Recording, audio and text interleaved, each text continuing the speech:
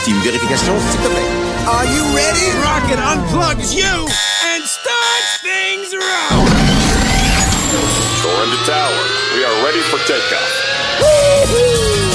Good luck to you all. Save me, turret! Your souls are mine! Hey, is that Disneyland? Uh-oh, careful. We got company.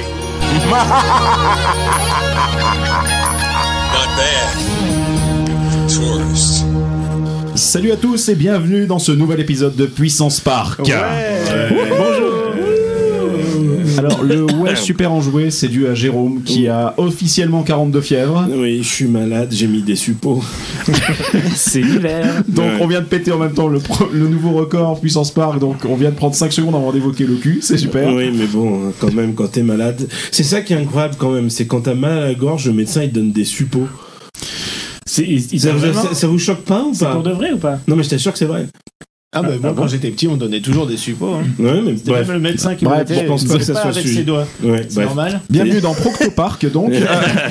Alors aujourd'hui autour de la table, comme vous l'avez remarqué, donc on a donc Jérôme. Salut Jérôme. Eh bien, comment ça va mon Greg? Bah écoute, mieux que toi apparemment. Hein. Oui, c'est pas faux. Donc bon, ensuite juste à ta droite nous avons Benjamin. Salut tout le monde.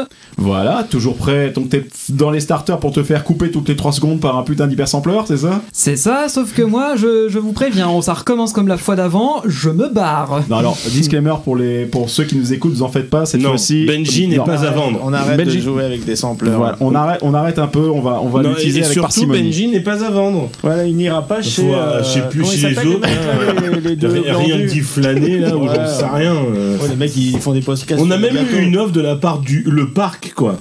Ah oui. Alors que vous étiez clashés tout à une époque, non? Non, c'est pas clashé, c'est juste qu'on a discuté sur l'intérêt de Galaxy's Edge et sur les projets, c'est pas grave. C'est notre Benjamin, on le garde. Voilà. Voilà, et une autre personne qu'on va garder aussi, c'est Valentin. Salut Val. Non, par contre, lui, si vous voulez le prendre, il n'y a pas de souci.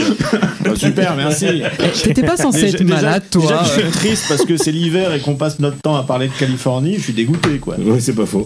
C'est pas faux. Et à ta droite, enfin, pour boucler la boucle, il y a Johan. Bonjour, je suis ravi de vous retrouver ici dans le froid de l'Île-de-France, c'est formidable. C'est vrai, on se pèle tellement, c'est juste génial. Et justement, tu l'as dit Valentin, très bonne intro, puisqu'on va continuer notre série sur la Californie, histoire de ramener un peu de soleil. T'as vu, hein, je suis fort. Cette transition. Et aujourd'hui, c'est un épisode où on va parler de quel parc exactement? Eh bah aujourd'hui, on va parler du sous-parc de Californie, on va pas se mentir. Nous avons les Walt Disney Studios à Paris, et eux, ils ont Disney California Adventure. Et est-ce que tu vas nous faire un petit historique, Benji? Mais pourquoi pas? Alors, pour très te bien. prouver qu'on t'aime. Parce que quand même, on t'aime quand même. Et même que tu n'aimes pas les jingles. Non, tu n'aimes pas trop les jingles, et bah du coup, on t'a fait Un jingle. un jingle. C'est Non. parti. Ouais, t'es prêt? C'est Allez, pour toi, Tu Benji. enchaînes derrière. Hein. La chronique de Benji.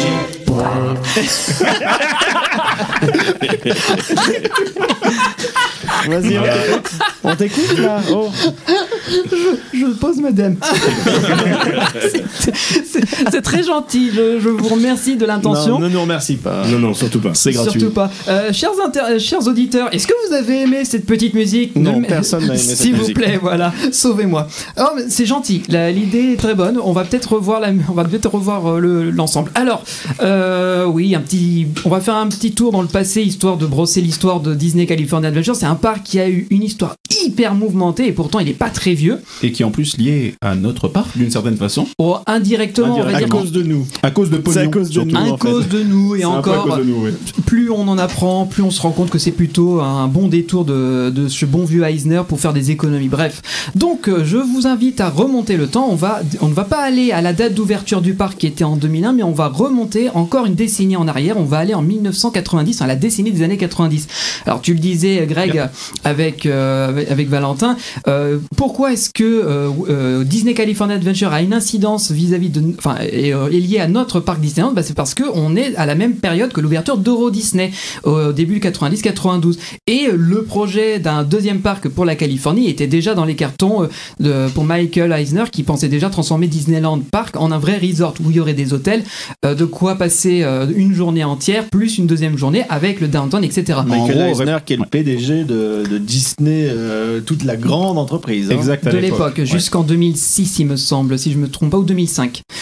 Je crois qu'un truc comme ça, il a été entre guillemets cordialement dégagé par une réunion d'actionnaires qui lui ont pas voté une confiance ou une connerie comme ça. Oh, je crois, c'est encore plus tragique que ça, et il faut voir avec Roy et Edward Disney qui s'est carrément rebellé. Bref, c'est un autre sujet. Et c'est vraiment con parce que, alors je boucle 2 secondes Oui, par vas-y, rapport à vas-y, des vas-y. trucs que vous pouvez voir sur certains épisodes de certaines chaînes YouTube comme Defunctland, Yesterworld, ce genre de trucs qu'on vous invite bien sûr à regarder. En fait, ce qu'il y a d'assez cool avec Eisner, c'est qu'il y a vraiment un Dr. Jekyll et Mr. Hyde. Il y a une période avant où il y a eu parmi les meilleures attractions que Disney ait jamais pondues. Le renouveau des studios d'animation, Voilà, tout ça. il y a eu Star Tour, il y a eu Not Space Mountain, il y a eu plein de trucs qui sont sortis, Extraterrestrial Alien Encounter, qui semble quand même un truc de fou. Oui, qui a pas très bien marché parce que c'était pas, comment dire, adapté pour un parc Disney. Mais Tu parles, l'idée t'étais à était 100 géniale. mètres t'étais à 100 mètres du château Magic Kingdom. Donc Je oui. pense vraiment pour qu'un jour on fera un override consacré à Alien Encounter. Il y a Ah tellement oui. de choses à En dire France, là-dessus. c'est Ouais. hallucinant. Ouais. C'est très génial. impressionnant. C'est génial. Donc oui, je reprends un peu la main sur ce que Ouais, tu disais. ouais, ouais, Effectivement, vas-y. il y a un Dr. Jekyll et Mr. Hyde auprès de Michael Eisner, mais c'est surtout dû à deux phases de sa période de présidence. En 84, donc il devient président de la Walt Disney Company avec Frank Wells. Oui. Ils se partagent la direction générale.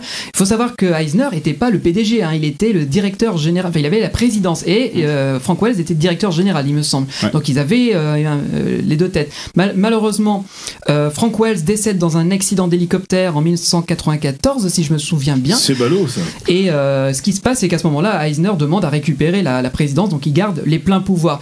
Et au-delà de ça, c'est vrai qu'on est aussi dans la même période où Euro Disney en 94 se casse la gueule, mais monstrueusement. Mais ils sont à 2 doigts de fermer. Hein. Alors, on annonce la fermeture, mais soyons honnêtes 2 secondes, il y avait un enjeu tellement monstrueux en termes d'emploi, en termes de retombées économiques et en termes de fréquentation que je pense très sincèrement que Disney n'aurait jamais laissé couler une vitrine, qui plus est la vitrine de Disney en Europe.